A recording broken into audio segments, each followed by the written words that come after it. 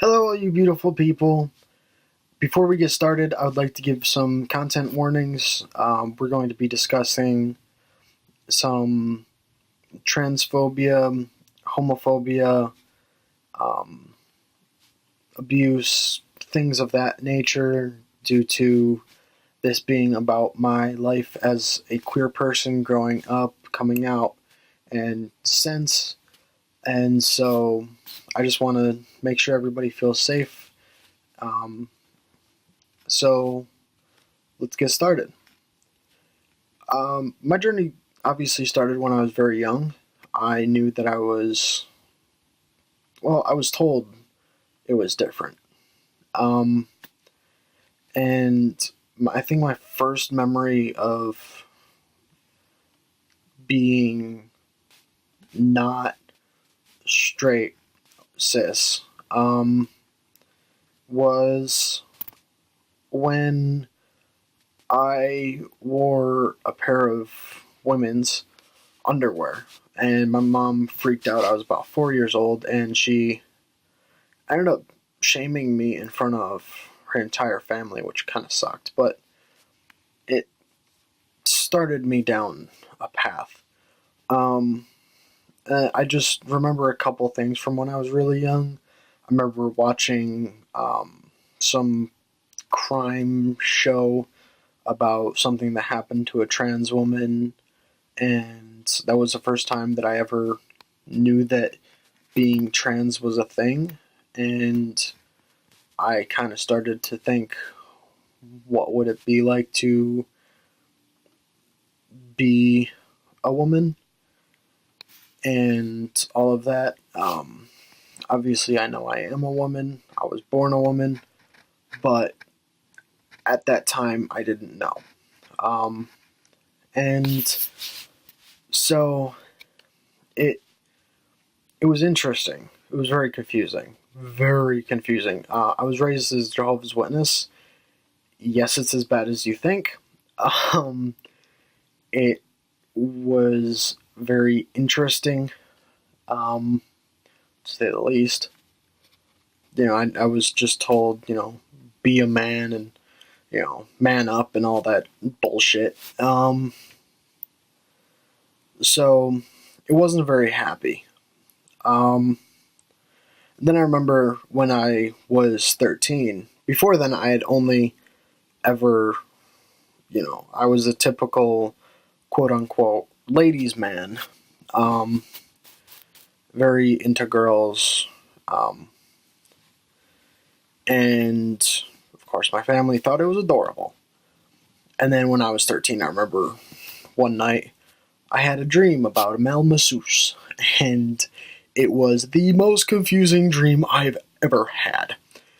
Um, and as soon as I woke up, I knew I was not straight, which I had inklings about before, but that was just kind of my final, yeah, something else is going on here. Um, and so I didn't tell anybody. I kind of tried to fight it because that's what I was taught I was supposed to do, unfortunately. I was taught that being queer is a really bad, disgusting thing, unfortunately. And obviously, I've learned and found that it's exactly the opposite. It's a very beautiful, amazing thing. But that's what I was raised to believe, unfortunately. And so I tried to fight it for several years, and it culminated in some really bad things that happened when I was 15. Um, I got into some trouble at school, and I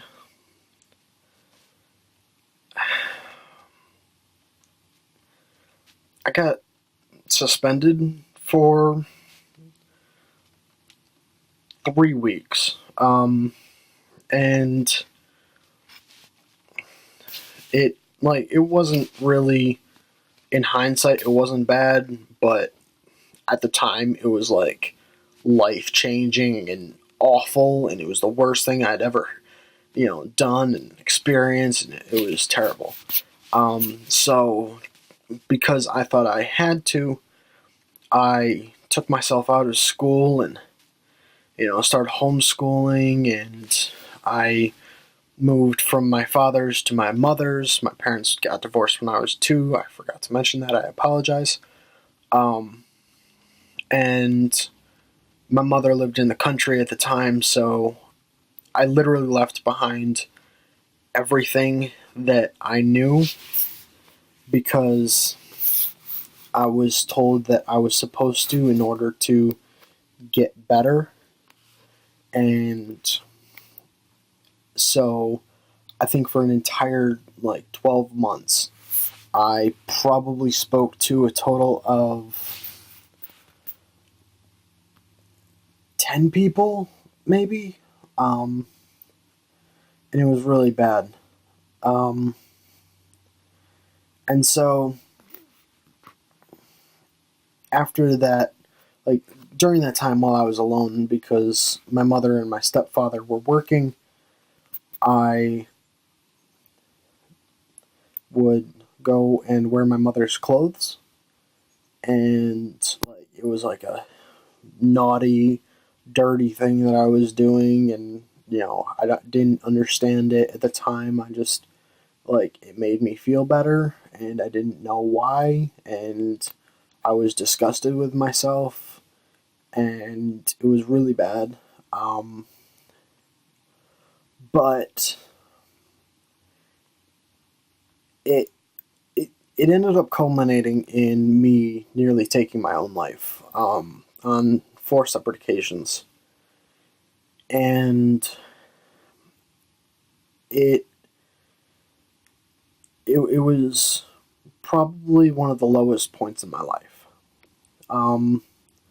But after the 4th time that I nearly took my own life, I made a decision that I would stop hating myself, or do everything I could to stop hating myself and learn to love who I am. Because I didn't want to die.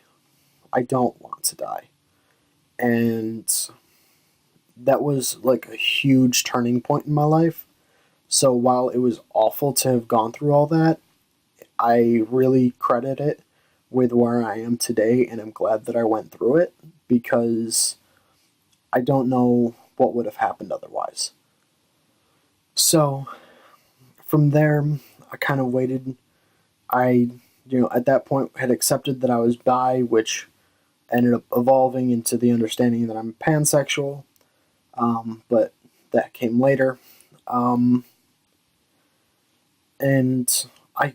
it kind of caught in my mind the fact that I enjoyed dressing like a woman.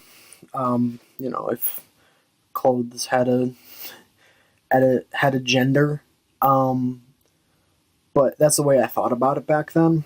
And so I,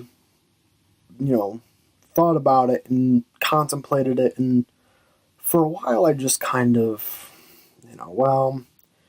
it was just kind of one of those things that I enjoyed doing because it was rebellious, or whatever, excuse I used that day.